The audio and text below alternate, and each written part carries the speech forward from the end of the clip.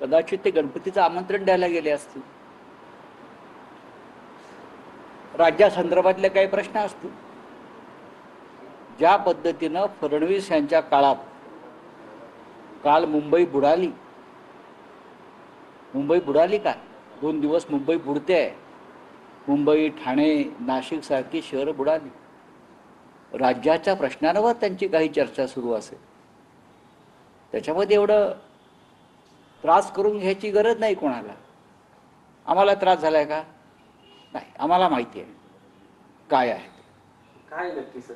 कशाला सांगू? आम्हाला माहिती आहे. भेटतात. महाराष्ट्राच्या राजकारणामध्ये मुख्यमंत्र्यांना विरोधी पक्षाचे नेते भेटत असतात. आता इथे आम्ही सुद्धा अनेकदा भेटतो, म्हणून त्याच्यावर चर्चा कशा करता करायची? यापूर्वी ते भेटलेले आहेत, भेटू द्या. भेटीची टायमिंग जे आहे ना, का कोण कशा करता भेटतंय हे भेटणारे नेतेच सांगू शकतात. मी का भेटलो आणि माझी काय चर्चा झाली. 2 प्रमुख नेते भेटत आहेत, त्यात एक राज्याचे मुख्यमंत्री आहेत आणि एक स्वतः राज ठाकरे आहेत. त्या दोघांमध्ये बंद दारात आता चर्चा सुरू असेल असं तुम्ही म्हणताय. त्यांनीच सांगायला पाहिजे आम्ही का भेटलो. आणि मला असं वाटतं की राज ठाकरे यांचा स्वभाव पाहता ते स्पष्ट आणि परखडपणे या भेटीविषयी बोलतील. एक शंका उपस्थित यामुळे होतात की एकीकडे दोन्ही भाऊ एकत्र येताना दिसतात, शिवसेना आणि मनसे, आणि त्याच दरम्यान ते भाजपचे नेते आणि मुख्यमंत्र्यांना भेटतात. त्यामुळे जनतेच्या मनात संभ्रम निर्माण होतो. ते राज्याच्या मुख्यमंत्र्यांना भेटलेले आहेत, लक्षात घ्या. ते राज्याच्या मुख्यमंत्र्यांना भेटलेले आहेत आणि राज्याच्या मुख्यमंत्र्यांना भेटणं हा काही राजकीय अपराध नाही. उद्या माझं काही काम असेल, माननीय उद्धव ठाकरे यांचं काही राज्याचं किंवा सामाजिक काम असेल, तर त्यांनी भेटलं पाहिजे. राज्याचा मुख्यमंत्री हा एका गटाचा किंवा पक्षाचा नसतो. ते 11 कोटी जनतेचे प्रतिनिधी आहेत, ते मुख्यमंत्री आहेत आणि त्यांनी सुद्धा मुख्यमंत्र्यांनी त्या पद्धतीनं वागण्याचा प्रयत्न केला पाहिजे.